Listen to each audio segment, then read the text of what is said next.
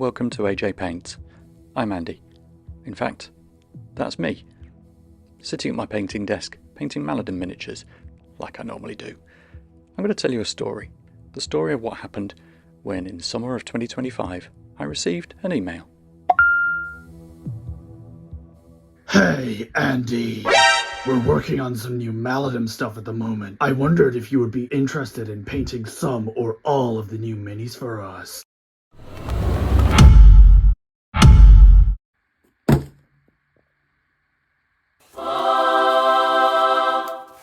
Oh, like Christmas. So as you can see, I was very excited. Oh yeah. Once the heady excitement had worn off, I realised the awesome responsibility that I now held. I need to make these things look good. How am I going to do that? I needed to up my painting game, and I needed to do it quickly. Once I'd had a good look at the miniatures, the next thing was to see what Battle Systems wanted for a colour scheme, and they sent me these beautiful bits of artwork by their artist Nick Greenwood. When I'm painting miniatures for somebody else, it's always really important to me that I get exactly what they want. So I was really lucky to be able to have some conversations with Colin, Battle Systems designer, and we looked at skin colour. I showed him some examples of things I'd painted in the past, and he told me that green was something that he was really looking for the skin colour of these Ur'Ghaal. In fact, here's an updated image that Colin sent me that I could use to base my colour scheme on. And I got my paints out and I got started. And this is the result of my first experiment. I painted him up, took this video, sent it off to Colin, and waited with bated breath. So that was a relief. With approval granted, it was time to get on and batch paint the rest of them.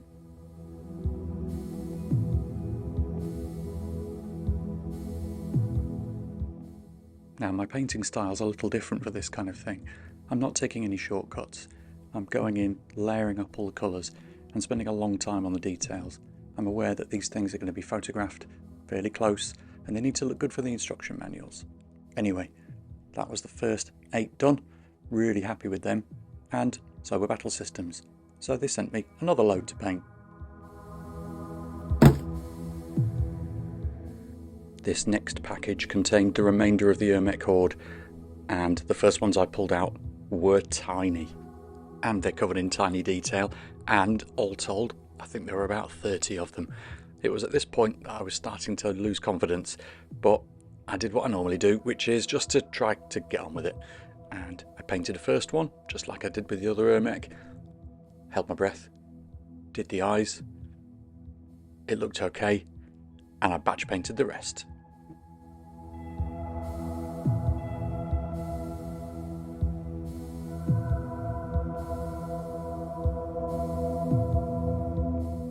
I struggle to paint lots of the same thing over and over, so I needed a change, and these rip claws were the ideal thing to work on next. I started off getting the airbrush out, which is something that I don't do often, but these were absolutely perfect for that, and you can see here, nice colours. So I was able to then spend some time doing a little bit of skin detail, even getting some contrast paint out for the leather, and they were fun to paint, so it was a really nice way to break up the green horde of the Ur'Ghaal.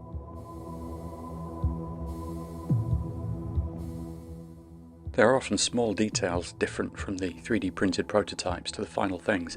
One of the big differences is that sometimes these miniatures don't come on bases when I receive them, so that's ideal for me. It gives me a chance to really go to town and paint these dungeon style bases, and it's much easier to do with the miniatures off. You can see that bit missing at the front where I'm going to stick the paw. And here's a finished one, and I think they look amazing. I absolutely love these. Those dynamic little guys riding on the back, they're super fun. But these are probably my favourites. I saved these till near the end because they're so much fun to do. They're massive, loads and loads of room to get detail on. They've got all kinds of fantastic bits on them. I was able to paint rust and rocks and all kinds. I'm not going to show you the process for these. Here's the final ones.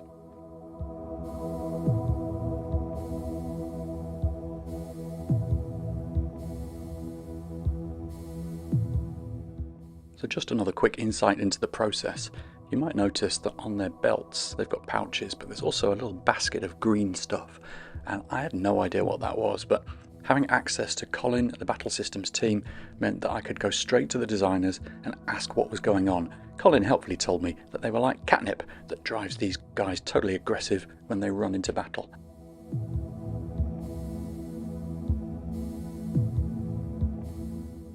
I saved the character till the end. This is the Shaman, the Hex Weaver.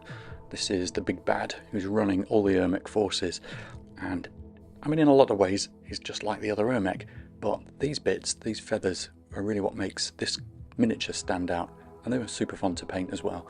It was nice to get some exciting colours, and it was also nice to try to match up the patterns with the patterns on the artwork that Nick had painted. You can see here final results.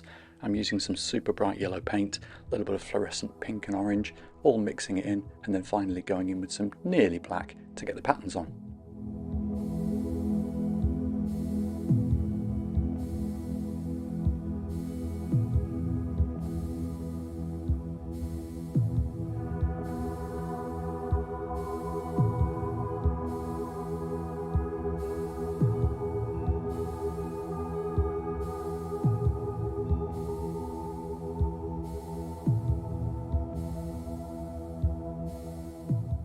Finally, it was time to finish everything off, and that means a coat of varnish. Now, I've had some bad experiences with spray varnish in the past, and these miniatures had taken me months to paint at this point. There was no way I was risking them with a spray. So this is Brush On AK Interactive Ultra Matte Varnish, which makes them super flat and beautiful. With all the miniatures painted, the only thing left was to get them packed up, ready for delivery. And this is a really nerve-wracking moment. There's been a lot of time put into these. I'm wrapping them super carefully. It's really difficult to let them go, to be honest.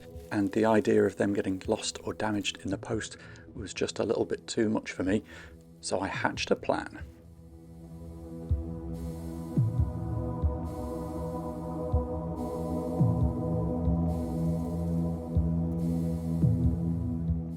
Luckily, it's only a few hours drive from me down to Battle Systems HQ. So I took the box, I threw it in the back of the car, I got myself ready, and I went on a road trip.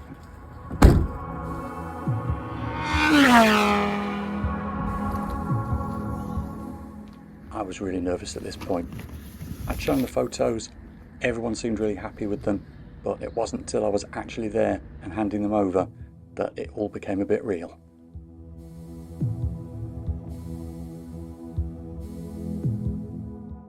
And after some careful scrutiny by Battle Systems Tom... Oh man, yeah, you've done an awesome job. Oh, thank you. Minis were approved and I was relieved. It was really cool going to Battle Systems HQ, having a chance to look around at all the new stuff and talk about, well, geeky things really. It makes me happy. But the best thing was seeing the reaction of the guys as they saw my painted minis. Nice, it's still fun. Oh my my God. See, these are the big, they're just, I love them.